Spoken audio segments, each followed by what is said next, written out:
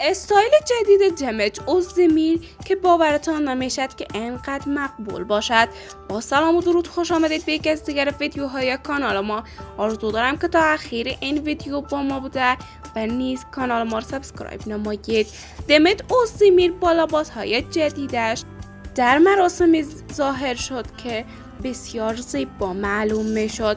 بیوگرافی دمت اوزدمیر متولد 26 فوریه 1996 در ترکیه بازیگر، مدل و رقصنده است. تا پایان مقطع دبیرستان بیشتر درس نخواند، اما از رقص تا موزیک ویدیو شروع کرد تا اینکه سال 2015 در 23 سالگی با سریال توت فرنگی به اوج شهرت رسید.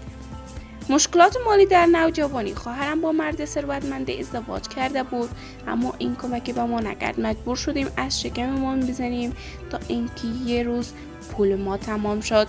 با مادرم نشستیم داشتیم حرف میزدیم که چی کنیم. من 16 ساله بودم و ناگهان تصمیم گرفتم وارد رقصندگی شوم، اما قدم کوتاه و وزنم 63 کیلوگرم بود. و من گفت که باید 51 کیلو باشم وگرنه نمیتوانم برقصم. سخت کار کردم و هر روز فقط با خوردن سالاد و پیلتاس در یک ماه 11 کیلو وزن کم کردم.